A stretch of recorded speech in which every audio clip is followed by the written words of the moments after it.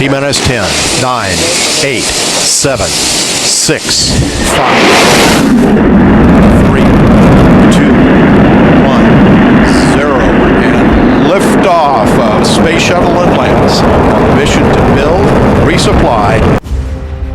Halo guys, selamat datang di channel Cerita Sebelum Tidur.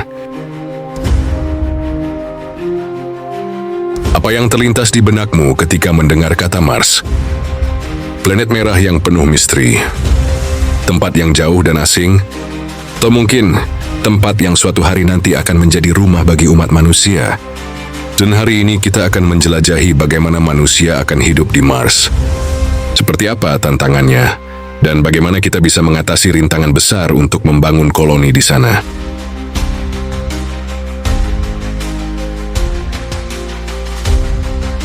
Pertama, mari kita pahami tantangannya. Mars bukan tempat liburan. Suhunya bisa turun hingga 140 derajat Celcius, atmosfernya tipis berisi CO2, dan radiasi kosmik mematikan mengancam siapapun yang tinggal di sini. Belum lagi badai debu raksasa yang bisa bertahan berbulan-bulan. Mars memiliki suhu yang jauh lebih dingin, atmosfer yang sangat tipis dan kaya karbon dioksida, serta gravitasi yang lebih lemah dibandingkan bumi. Hal ini membuat eksplorasi dan kolonisasi Mars menjadi tantangan besar bagi manusia. Namun, dengan teknologi perlindungan yang tepat, ancaman ini bisa dikurangi untuk mendukung misi luar angkasa jangka panjang.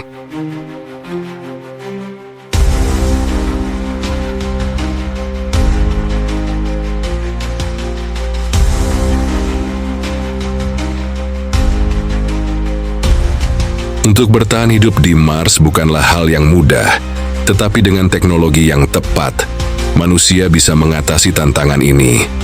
Penelitian tentang oksigen, air, makanan, dan perlindungan dari radiasi akan menjadi kunci utama dalam menciptakan koloni manusia di Mars.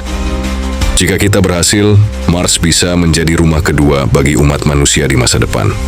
Sedikit ide yang manusia perlu lakukan di Mars untuk mewujudkan mimpi manusia, membangun rumah anti radiasi.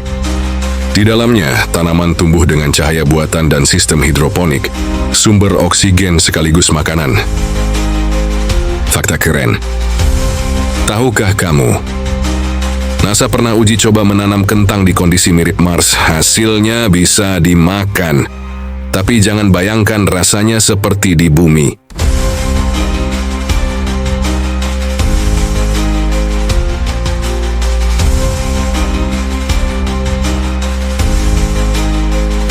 Agar manusia bisa hidup dan membangun peradaban di Mars, air dan energi menjadi dua elemen paling krusial. Mars memiliki potensi sumber daya untuk memenuhi kebutuhan ini, tetapi teknologi canggih diperlukan untuk memanfaatkannya secara efisien. Sumber air di Mars. Mars tidak memiliki sungai, danau, atau lautan seperti bumi, tetapi ada beberapa sumber air potensial. Air bisa diperoleh dari es kutub, es bawah tanah, regolith, atau atmosfer Mars dengan teknologi pemurnian dan daur ulang. Energi nuklir. Energi utama berasal dari panel surya, reaktor nuklir, turbin angin, dan mungkin energi geotermal. Reaktor nuklir kecil dapat menghasilkan daya yang stabil dan tidak terganggu oleh cuaca Mars. NASA telah mengembangkan reaktor kilopower yang bisa menyediakan energi bagi habitat manusia di Mars. Tantangan utama adalah efisiensi teknologi dan adaptasi terhadap lingkungan Mars yang ekstrim. Dengan inovasi yang tepat, peradaban manusia di Mars bisa mandiri dalam hal air dan energi, menjadikannya planet kedua yang layak huni.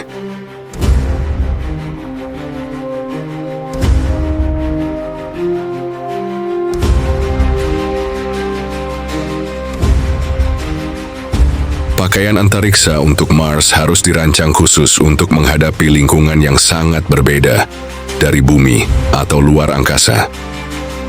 Mars memiliki atmosfer tipis, suhu ekstrem, dan radiasi tinggi sehingga pakaian ini harus mampu melindungi astronot sekaligus memungkinkan mobilitas yang baik untuk eksplorasi. Pakaian antariksa tak boleh sembarangan. Debu Mars sangat halus dan tajam, bisa merusak paru-paru dan peralatan. NASA merancang pakaian XMU dengan material khusus yang tahan debu dan memudahkan astronot bergerak. Pakaian antariksa Mars harus mengatasi suhu ekstrem, radiasi, tekanan rendah, dan debu beracun. Dengan teknologi baru seperti self-healing fabric, hard helmets, dan biosuit, pakaian ini bisa memberikan perlindungan sekaligus kenyamanan bagi astronot yang akan menjelajahi Mars di masa depan. Elon Musk menyebut SpaceX sedang mengembangkan pakaian antariksa yang ringan, fleksibel, dan nyaman untuk eksplorasi Mars.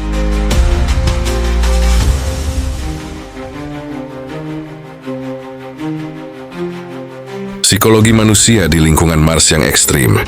Misi manusia ke Mars akan menjadi tantangan terbesar dalam sejarah eksplorasi luar angkasa. Selain menghadapi lingkungan fisik yang keras, astronot juga harus beradaptasi dengan kondisi psikologis yang luar biasa berat, seperti isolasi, tekanan sosial, dan ketidakpastian. Mars berjarak 225 juta kilometer dari bumi, dan komunikasi bisa tertunda hingga 20 menit sekali jalan. Astronot tidak bisa langsung kembali ke bumi jika ada masalah, yang dapat meningkatkan perasaan terjebak dan stres. Kehilangan interaksi sosial dengan keluarga dan teman dapat menyebabkan kesepian yang mendalam. Tidak ada variasi lingkungan seperti di bumi. Tidak ada lautan, pepohonan, atau perubahan cuaca yang signifikan. Aktivitas sehari-hari bisa menjadi monoton, menyebabkan kebosanan dan hilangnya motivasi. Psikologi manusia di Mars akan diuji dengan kondisi yang lebih ekstrim dibandingkan misi luar angkasa sebelumnya. Tantangan terbesar mungkin bukan teknis tapi psikologis. Bayangkan terisolasi 2 tahun dengan tim kecil, tanpa melihat langit biru atau keluarga. Eksperimen seperti HI-SEAS di Hawaii menguji ketahanan mental calon kolonis Mars.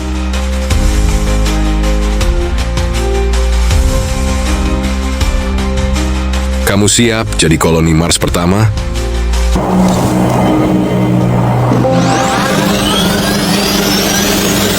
Mars mungkin jadi rumah kedua manusia suatu hari nanti. Tapi perjalanan ini penuh tantangan.